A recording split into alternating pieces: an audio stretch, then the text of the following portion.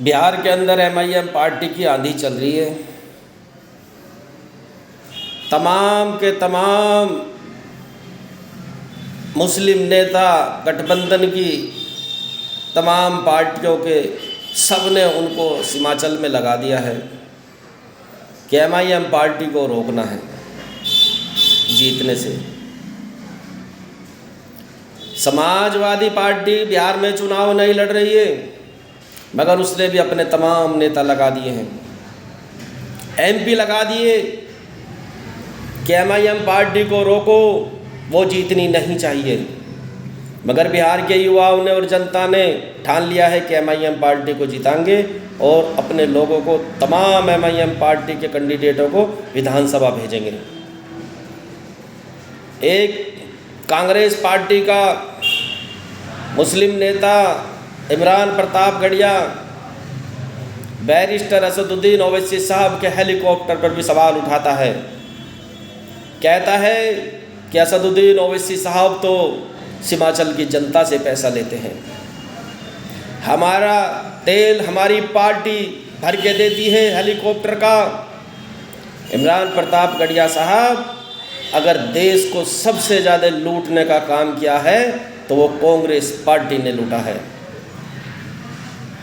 इसीलिए जनता ने कांग्रेस पार्टी को खदेड़ने का काम किया, मुल्क के अंदर से, देश के अंदर से गद्दी से उतार कर फेंक दिया।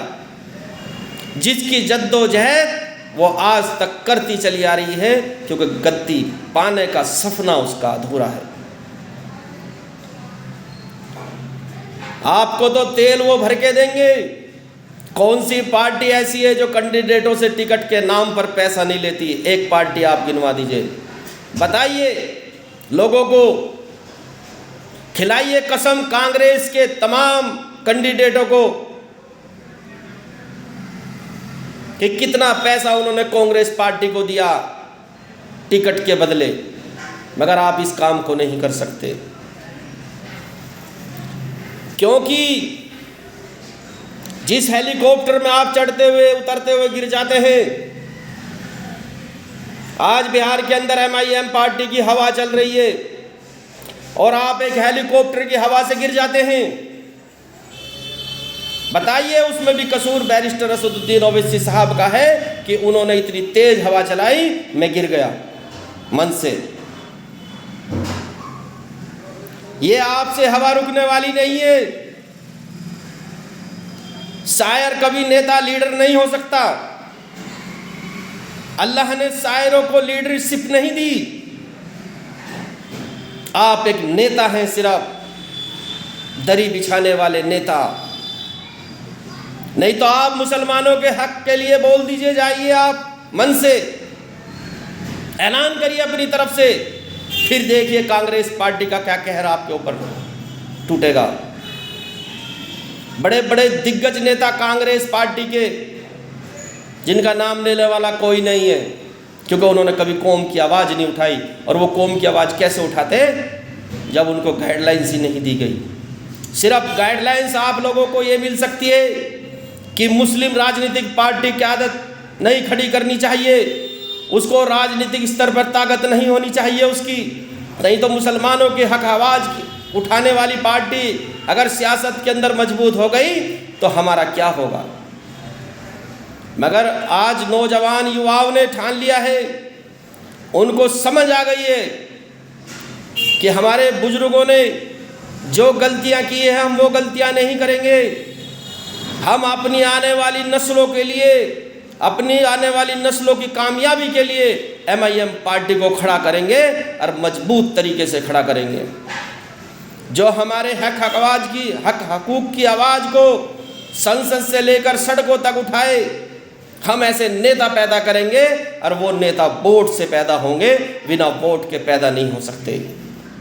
बिहार के लोगों, हिमाचल की आवाज़ अगर उठानी चाहते हो तो एमआईएम पार्टी के तमाम कैंडिडेटों को जिताओ, विधानसभा भेजो, ताकि वो आपके वहाँ पर स्कूल की लड़ाई लड़ सके, आपके वहाँ पर वो हॉस्पिटल की लड़ाई लड़ सके, आपकी सड़कों की और आपकी तरक्की की और आपकी नौकरी के लिए लड़ाई लड़ सकें। वो मांग सके सरकार से कि नौकरी में मुसलमानों को भी हिस्सा दिया जाए, तालीम में मुसलमानों को हिस्सा दिया जाए, गरीब कुचले जो लोग हैं जिनके साथ इंसाफ नहीं हुआ उनको इंसाफ दिलाने का काम कर सके। उसके लिए आपको नेता पैदा करने होंगे। MIM पार्टी आपसे पैसे नहीं मांग रही, आपसे चंदा नहीं मांगती। MIM पार्टी तमाम लोगों पार्टियों की तरह वोट मांगती है। जो वोट आपकी है, जो वोट आप मुल्क में बहुत साल से देते चले आए हैं, मगर वो आपकी वोट ताकतवर नहीं बनी। क्या वजह रही जो हमारे हालात ख़राब हो गए? हमारे हालात ख़राब होने की सबसे बड़ी वजह यह है क्योंकि हम सियासत से हट गए, राजनीतिक से हट गए। हमने अपनी वोट का सही इस्तेमाल नहीं किया, यही वजह रही हमारे हालात जो ख़राब हुए। मगर अब पढ़े लिखे लोगों को, नौजवानों को अल्लाह ने अकल दी, सहूर दिया कि अब हमें अपनी क़यादत को खड़ा करना है, राजनीतिक स्तर पर अपनी ताकत बनानी है।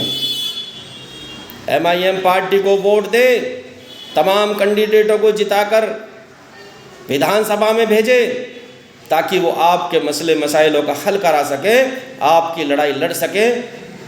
और आपको